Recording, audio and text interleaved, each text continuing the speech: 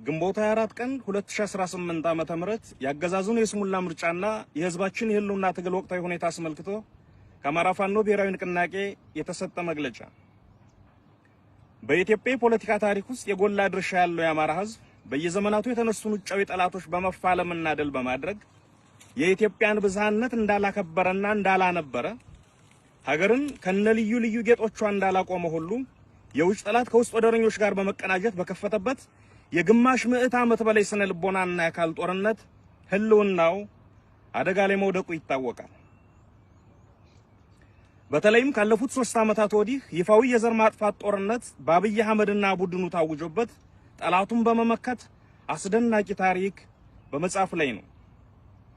በመንግስትነት ስም ስልጣን የተቆናጠጠው የቀውስና የእልቂት አገዛዝ በህዝብ ድጋፍ ያገኘውን ቅቡልነት በክደት አሽቀንጥሮ ከጣለ በኋላ በምርጫ ስም ስልጣኑን ለማራዘም ሲንደፋደፍ መቆየቱም እንዲሁ ይታወቃል። መላው አማራና የኦሮሞ ህዝብ አገዛዙ በፈጠረው ጦርነት በሚቃጠሉበት በዚህ ወቅት የትግራይን ህዝብ መሰረታዊ ፍላጎት ኮልኩሎ ጉሮሮውን ይዞ በሚያስጨንቅበት የሲዳማ፣ ቤኒሻንጉልና ጉሙዝ፣ አፋርና ጋምቤላ እንዲሁም ሌሎች ኢትዮጵያዊ ወገኖች ታፍነው በሚሰቃዩበት በዚህ ወቅት ምርጫን ለማድረግ አይደለም ለማሰብ በማይቻልበት ሁኔታ የምርጫ ግርግር በመጀመር ህዝቡንና ዓለም አቀፍ ማህበረሰቡን ለማደናገር ሞክሯል። ይህንንም በመረዳት ድርጅታችን የአማራ ፋኖ ብሔራዊ ንቅናቄ መጋቢት 6 ቀን 2018 ዓ.ም በብልጽግና የደም ድግስ ላይ የማይናወጽ አቋም ያለው መሆኑን ከማሳወቁም ባሻገር አገዛዙ ተጨማሪ የእልቂት ዘመንን የሚያዋልድበት ፖለቲካዊ ክንውን እንዳይኖር የተደራጀ ስራ ሲሰራ ቆይቷል። በዚህም መላው ህዝብ በነቂስ በመውጣት ምርጫ የሚባል ነገር እንደሌለ ከምርጫ በፊት ያገዛዙ ሰራዊት በህዝብ ላይ የከፈተውን ወረራና የዘር ማጥፋት ጦርነት እንዲያቆም ጠይቋል። በርካታ ፓርቲዎች፣ የፓርቲ አመራሮች፣ የዲሞክራሲና የሰብአዊ መብት ተቋማትም ተመሳሳይ አቋም ወስደዋል። በተለያዩ ቦታዎች ይደረጉ የነበሩ የምርጫ አስፈጻሚዎች፣ የታዛቢዎች፣ የምርጫ ቦርድ ሰዎች ከምርጫ ጋር የተያዙ እንቅስቃሴዎችና የምርጫ ቁሳቁሶች እንቅስቃሴም መካሄድ ሳይችል ቀርቷል። ይህ ይሳካ ዘንድም ድርጅታችን አፋብን የአብይ አህመድ አገዛዝ ይህንን የስሙላ ምርጫ ለማካሄድ የፈለገው ለዲሞክራሲ ስርዓት ግንባታ ሳይሆን በህዝባችን ላይ ለሚፈጸመው የጅምላ ጭፍጨፋና ማፈናቀል የመግደያ ሰርቲፊኬት ለማግኘት መሆኑን በዚህ የደም ድግስ ላይ የሚሳተፉ አካላት ሁሉ ከአገዛዙ ጋር እኩል ተጠያቂ እንደሆኑና ንቅናቄያችንም አስፈላጊውን እርምጃ እንደሚወስድ አስቀድሞ ማሳወቁ ትልቅ አስተዋጽኦ ነበረው። ለዚህ የንቅናቄያችን ጥሪ ከአማራ ህዝብ፣ ከመላው የኢትዮጵያ ህዝብ፣ ከጸረ አምባገነን ኃይሎችና ከዓለም አቀፍ ማህበረሰብ ያገኘነው ድጋፍ እጅግ ከፍተኛና አበረታች ሆኖ አግኝተነዋል።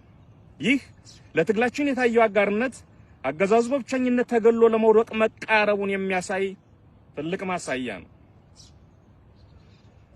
ዛሬ ላይ አገዛዙን ምርጫ ተጠቅሞ ለማግኘት ያለመውን የመግደያ ሰርቲፊኬትና ዓለም አቀፍ ቅቡልነት በህዝባችንና በሰራዊታችን ብርቱ ተጋድሎ የመግደያ ሰርቲፊኬቱን ቀዳደን የፈለገውን ፍቃድ እንዳያገኝ ማድረጋችንን በሙሉ ልብና በኩራት ለህዝባችን እናበስራለን።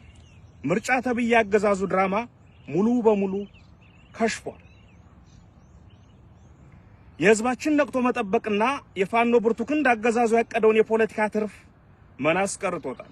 በህዝባችን ጽኑ ተጋድሎና በፋኖ ክንድ ጥንካሬ አገዛዙ የፈለገውን የፖለቲካ ቅቡልነት ሳያገኝ ቀርቶ ከፀሐይ በታች እርቃኑን አቁመነዋል።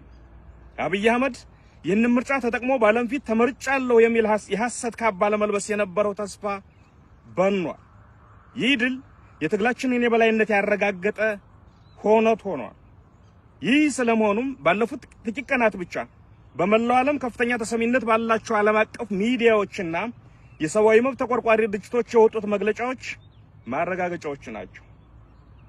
የተከናወነው የምርጫ ቲያትር እጅግ አስቂኝና ለወደፊቱ ትውልድ የፖለቲካ ውድቀትና የስሙላ ምርጫ ምን እንደሚመስል ለማስተማሪያነት የሚያገለግል ተጨማሪ ክስተት ሆኖ አልፏል።